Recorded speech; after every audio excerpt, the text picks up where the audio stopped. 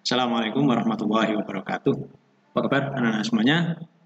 Pembelajaran kita kali ini PAI dan Budi Pekerti kelas 5 Pasan akan membahas soal ujian akhir semester atau TKM semester 1 tahun 2020. Ini sebagai sarana untuk belajar menghadapi ujian atau TKM yang sebentar lagi akan kalian laksanakan. Jadi kalian bisa membayangkan soalnya seperti apa, jadi bisa siap.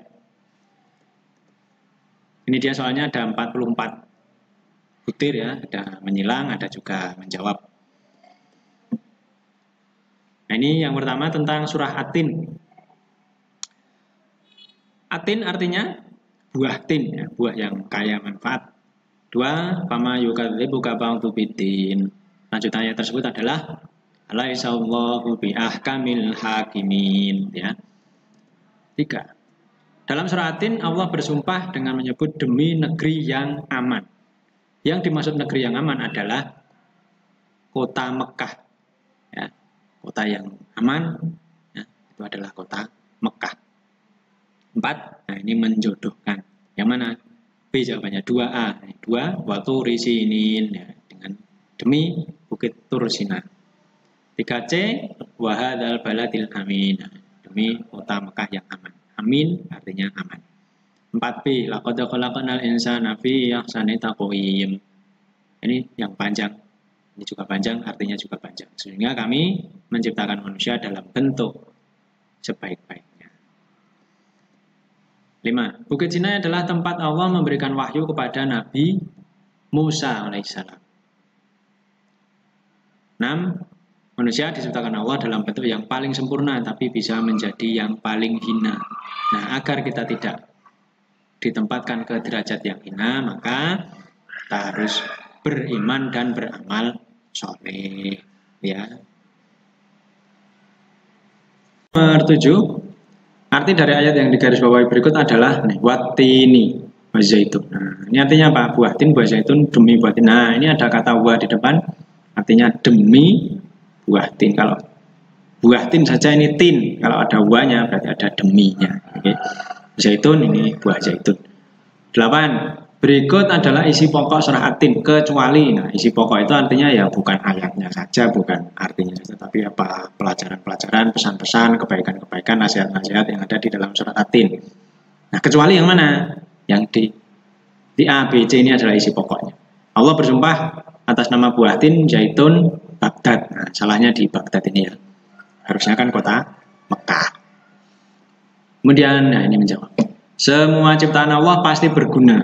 Tidak ada yang tidak berguna, termasuk buah zaitun. Nah, manfaat buah zaitun apa saja? Nah, banyak sekali sebenarnya ya, ini Pak saya sebutkan sedikit saja.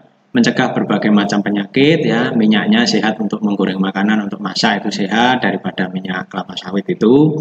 Juga untuk kecantikan, ya. Untuk menyembuhkan penyakit juga bisa, tidak cuma mencegah tapi juga menyembuhkan. Untuk dimakan langsung pun bisa, ya. 10. Sebutkan 3 kelebihan manusia dibanding makhluk lainnya. Nah, makhluk lainnya di sini bisa ya makhluk Allah macam-macam. Malaikat itu juga makhluk Allah. Manusia melebihi malaikat dalam penciptaannya. Jin, setan, ya tumbuhan, ya hewan, ya gunung, laut itu juga ciptaan Allah. Apa? Satu, punya akal dan nafsu. Manusia itu punya itu. Ini dibandingkan dengan malaikat. Malaikat hanya punya akal, tidak punya nafsu. Manusia punya, ini lebih sempurna. Bentuk fisiknya sempurna, ya, dibandingkan tumbuhan, ya, manusia bisa jalan kemana-mana, bisa bergerak berbagai macam, ya, tapi tumbuhan kan nggak bisa. Berbahasa, ya, dibandingkan dengan hewan, berbudaya juga, ya, bisa berbahasa, berbudaya, maksudnya budaya apa ya, punya pakaian, sopan santun, itu ya, sekolah, itu kan budaya juga. Kemudian 11, sebutkan 3 contoh perbuatan yang beriman, orang yang beriman pada Allah sesuai dalam surat Atin. Rajin sholat berjamaah, mengaji, sedekah, ya, hormat pada orang tua, ini kan amal soleh, ya. Orang beriman ya seperti ini. Kemudian 12, ini tentang beriman kepada kitab. Merupakan rukun iman yang ketiga. Rukun iman ada 6. Iman kepada kitab Allah nomor 3. Terus 13. Al-Quran adalah kitab yang terakhir diturunkan Allah. Fungsi Al-Quran terhadap kitab-kitab terdahulu adalah penyempurna. Ini menyempurnakan kitab Taurat, Zabur, dan Injil. 14. Kitab suci merupakan wahyu Allah yang disampaikan kepada Rasul. Kitab suci Injil diturunkan kepada Nabi Isa. Ya, diingat ya. 15. Berikut ini perilaku beriman pada kitab Allah kecuali yang mana? Meyakini bahwa kitab suci Allah hanya Al-Quran, ini salah. Tidak cuma Al-Quran, tapi juga Taurat, Zabur, Injil juga harus kita imani. Cuma yang kita jadikan sebagai pegangan, pedoman hidup, karena kita umat Nabi Muhammad ya, kita menggunakan Al-Quran. Tapi kita tetap mengimani kitab-kitab sebelumnya. 16. Salah satu tujuan diturunkannya kitab suci sesuai dengan narasi tersebut adalah, dibaca saja narasinya. Jawabannya adalah D, sebagai petunjuk bagi umat manusia untuk berakhlak mulia. Nah ini sopan, santun, ya, rajin, senang menolong, ini kan akhlak mulia. 17. Wahyu Al-Quran yang diturunkan pertama dan terakhir. Jadi Al-Quran itu kan tidak sekaligus satu waktu gitu, tapi berangsur-angsur sedikit demi sedikit. Nah, yang pertama Al-Alaq dan yang terakhir Al-Maidah ayat 3. 18. Al-Quran diturunkan selama, nah ini dia, berangsur-angsur selama berapa tahun? 22 tahun, lebih 2 bulan, lebihnya 22 hari. 19. Yang menunjukkan wujud iman kepada kitab Allah ditunjukkan oleh nomor 1 dan 4. Membaca, mempelajari, menghafal, dan mengamalkan. 2 dan 3 ya kurang betul ya.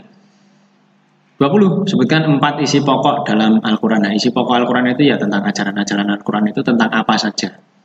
Ini dia, ada akidah, keimanan, keyakinan kepada Tuhan, ibadah, ya ini menyembah Tuhan, akhlak, ini berperilaku, bersikap, muamalah, hubungan antar manusia, seperti jual beli, hutang piutang, pernikahan, itu tuh, tarikh, ini sejarah. Sejarah siapa? Ya nabi-nabi, rasul-rasul terdahulu ya. Nasihat, kabar gembira tentang surga, peringatan dan ancaman tentang neraka, tentang hari kiamat. Ini namanya isi pokoknya banyak sekali ya. 21. Sebutkan 2 contoh perilaku beriman pada Al-Quran. Nah, banyak sekali. Rajin membaca, menghafalkan, yang bisa dihafalkan ya. Berusaha. Kemudian memahami maknanya ya. Maknanya artinya juga harus dipahami. Terus yang penting mengamalkan ajarannya, ya, diamalkan juga ya.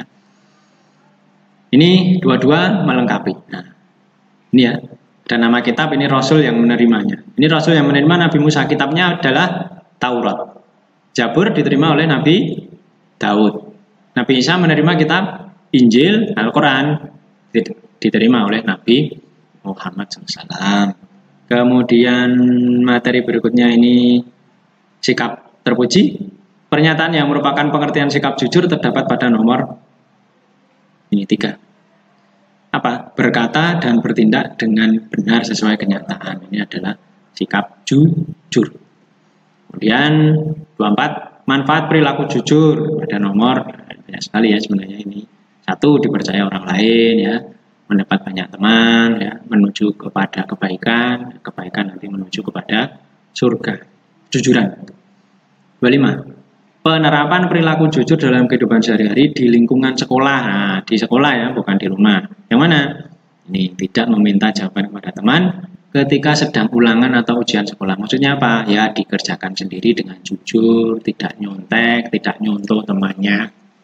Itu namanya jujur di lingkungan sekolah. 26. Asma, ini nama orang ya, bukan nama penyakit. Menjatuhkan botol minuman milik Nadia. Yang harus dilakukan Asma adalah bagaimana? Ini salah satu contoh sikap jujur, mengakui dan meminta maaf kepada Nadia. Ya, harus mengaku, jangan malah menuduh orang lain. Contoh hormat kepada orang tua, nomor 27. Yang mana? 4. Menolak perintah orang tua untuk berbuat dosa. Kalau diperintah orang tua kan manut, tapi kalau perintahnya itu untuk berbuat jahat, berbuat dosa, ya kita wajib menolak. Menolak dengan cara yang sopan ya, tetap dengan cara yang santun. 28. Ridho Allah tergantung pada ridho orang tua. Orang tua telah membesarkan, merawat, dan mendidik kita, maka hormati dan sayangilah mereka. Nah, contoh perilaku hormat yang benar adalah Halimah mencium tangan orang tuanya sebelum berangkat sekolah. Yang lain itu kurang pas ya. 29. Seorang peserta didik yang baik akan selalu menghormati guru-gurunya. Berikut ini merupakan wujud sikap hormat kepada guru adalah mematuhi nasihat.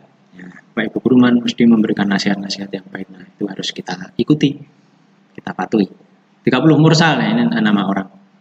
Akibat dari perbuatan di atas. Wah, ini apa? Sering berbicara sendiri ya saat guru menerangkan pelajaran, saat ulangan dia tidak bisa mengerjakan dengan baik, malah mencontek temannya. Jadinya gimana? Ya, dia bisa dijauhi teman-teman. 31. Anak yang berperilaku jujur akan disukai Allah. Sebutkan 3 contoh perilaku jujur di rumah. Di rumah apa? Mengakui jika telah berbuat salah pada bapak ibu ya, mengembalikan sisa uang belanja kalau disuruh belanja, sisanya dikembalikan ya. Berpamitan dengan jujur saat akan bermain. Nah, ini pergi kemana ya pamit, jujur, mau kemana-kemananya ya. 32. Orang tua telah membesarkan, merawat, dan mendidik kita. Sebutkan 3 contoh perilaku hormat dan patuh pada orang tua. Menaati nasihatnya, mendoakannya. Kalau berbicara dengan bahasa yang sopan, yang santun, suaranya yang baik ya. 33. Guru, nah, tentang guru sekarang. Sebutkan 2 manfaat hormat dan patuh kepada guru. Kalau kita patuh hormat pada guru, insya Allah ilmu kita jadi bermanfaat.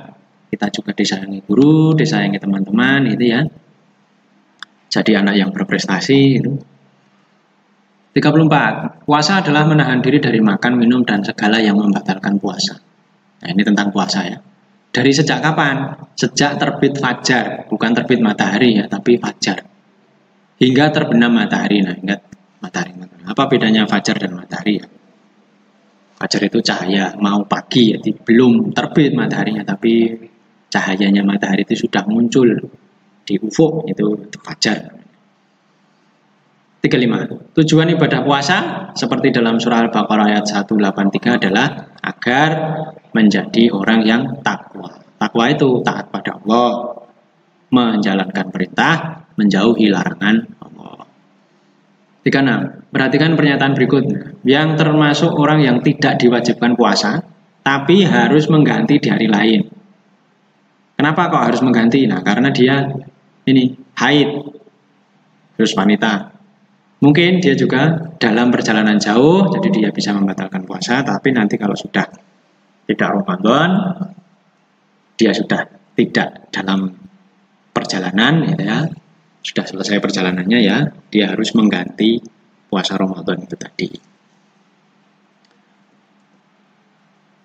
Hikmah puasa, ya, seperti narasi ini adalah mendidik belas kasih kepada fakir miskin dan merasakan penderitaan orang lain yang kekurangan, ya, belas kasih agar kita ikut merasakan bagaimana susahnya orang miskin, orang fakir itu dengan puasa.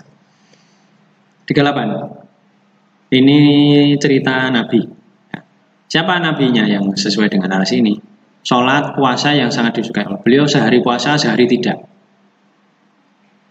Beliau juga memiliki suara yang merdu. Nah, siapa ini? Nabi Daud alaihissalam. Ada yang menulisnya Daud seperti ini atau Dawud menggunakan huruf V, ini juga boleh-boleh saja. Nabi Daud adalah seorang nabi dari Bani Israel. Nabi Daud hidup pada masa Raja Tolut, nama raja yang menguasai, yang merajai Bani Israel pada saat itu adalah Raja Tolut. 40. Nabi Daud memiliki keistimewaan bisa memahami bahasa burung. Pagi dan senja gunung-gunung serta burung-burung bertasbih mengikuti tasbihnya Nabi Daud. Keteladanan Nabi Daud yang sesuai dengan kisah tersebut dalam kehidupan sehari-hari adalah mensyukuri nikmat Allah yang diberikan. Ini mendapatkan nikmat dari Allah yang sangat indah, itu ya Nabi Daud ini. Maka harus disyukuri. 41. Pada zaman Nabi Daud terdapat ada gitu ya, raja yang kejam menindas Bani Israel. Yang akhirnya mati, bisa tewas oleh Nabi Daud, yaitu Raja Jalut. Kalau tadi kan rajanya Nabi Daud itu Tolut. Nah, ini namanya Jalut. Agak mirip gitu ya.